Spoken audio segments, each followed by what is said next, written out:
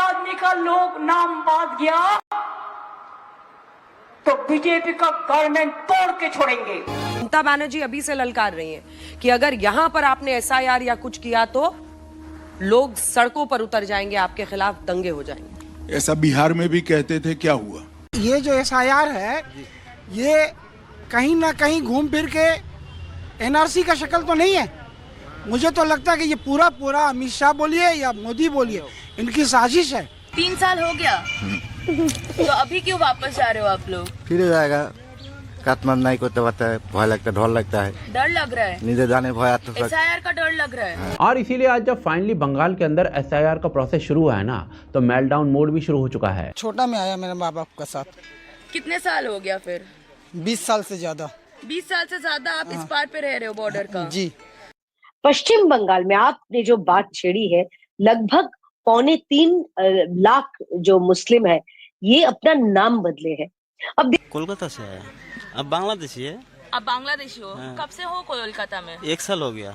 कैसे आए थे? वो आया था, वो चुरा कर आ गया। तो अभी क्यों वापस जा रहे हो? इन्हीं से सालों हो गया, इसलिए हम वापस जाना चाहेंगे। मेरा देश तो यहाँ पे नहीं है जी।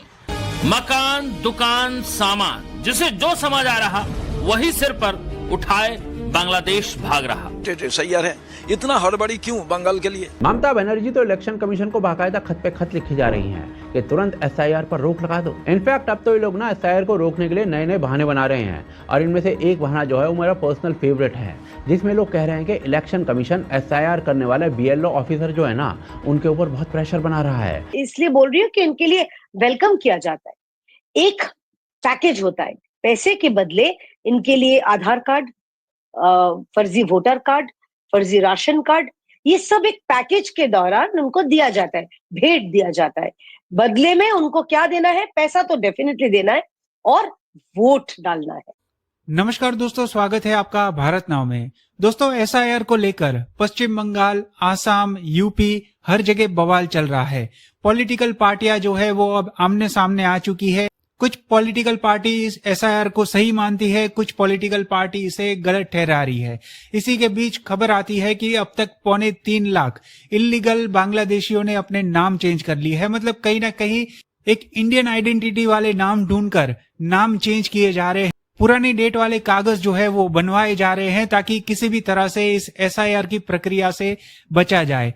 इसके अलावा जो इलीगल बांग्लादेशी है उनकी तादाद भी बढ़ती जा रही है। रोज बॉर्डर की तरफ बसें, ट्रेनें भर भर के लोग जा रहे हैं, अपनी बारी का इंतजार कर रहे हैं कि किसी भी तरह से मौका मिल जाए और वो बांग्लादेश वापस चले जाए।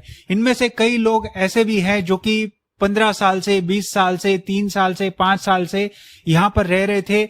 यहाँ तक कि यहाँ के सारे डॉक्यूमेंट्स भी उनके पास मौजूद है, बट जैसे ही वो डॉक्यूमेंट्स वेरीफाई होंगे वो कहीं ना कहीं पकड़े जाएंगे। इसी डर से लोग भागने में लगे हुए हैं और बॉर्डर के ऊपर पूरी तरह से भगदड़ मची हुई है। सब के सब 5 से 6 डॉक्यूमेंट बनवा लेते हैं, जनधन खाता में नाम जुड़वा लेते हैं, केंद्र सरकार की सारी योजनाओं का फायदा उठाते हैं, राज्य सरकार की सारी योजनाओं का फायदा उठा रहे हैं, मुफ्त में राशन, मुफ्त में लोन, मुफ्त में वजीफा। मोहम्मद मुल्ला साफ साफ कैमरे पर कबूल रहा है कि वो बांग्लादेशी है। भारत में घुसकर पहले तो उसने शादी की और फिर पिता की जगह ससुर का नाम डलवा कर वोटर कार्ड बनवाया। आप ये सोचिए, केशवपुर इलाका है वहाँ हुगली जिले में, वहां सारे मकानों पे ताले लग गए, लोग भाग गए। दुकानदार इसलिए परेशान है कि साहब ग्राहक कहाँ करे। स्कूल के टीचर पूछ रहे ये बच्चे कहाँ चले गए, वो काम वाला पूछ रहा है ये काम वाले कहाँ चले गए। तो जो सब लोगों का जवाब आ रहा है कि वो तो सब बॉर्डर पे बैठे हैं साहब। उधर से बीएसएफ को समझ में नहीं आ रहा कि ये जाते हुए तो दिखे नहीं थे, आते हुए भीड़ यहाँ से कहाँ आ रही है। ये घुसपैठियों को इसलिए पालते हैं क्योंकि यही आगे चलकर इनको भर भर कर वोट देते हैं। इसीलिए याद कीजिए कि 2020 में बीजेपी के स्ट्रांग होने के बावजूद कैसे बंगाल में टीएमसी इजीली जीत गई थी। और हमने जो अपनी एसआईआर वाली पिटीशन में आंकड़ा दिया कि 5 करोड़ फर्जी वोटर है, 5 करोड़, और उन्होंने यही मोड अपना के सारा अपना वोटर आईडी में नाम जुड़वा लिया है। जब हमने अनुमान लगाया था 5 करोड़, लेकिन अब मुझे लगता है ये आंकड़ा 7 करोड़ तक जाएगा, क्योंकि 68 लाख तो बिहार में ही हो गए, बंगाल में ये आंकड़ा लगभग 1 करोड़ जाएगा, असम में आंकड़ा लगभग 1 करोड़ जाएगा, आपके महाराष्ट्र में आंकड़ा लगभग 50 लाख जाएगा, केरल में भी आंकड़ा ये 25 से 30 लाख जाएगा। तो अब मुझे लग रहा है कि ये फर्जी वोट का आंकड़ा 5 करोड़ से ऊपर जाने वाला है, अगर ढंग से एसआईआर हो गया तो। इन वोटों के चक्करों में ममता बनर्जी या उसकी पार्टी के कोई जो है लोकल लीडर्स, उनको लगा होगा कि अगर हिंदू नाम कर दिया जाए तो शायद एसआईआर में उनका नाम जो निर्वाचन मतलब चुनाव आयोग से जो लिस्ट आएगी शायद उसका नाम हो जाएगा, लेकिन इतना आसान नहीं है।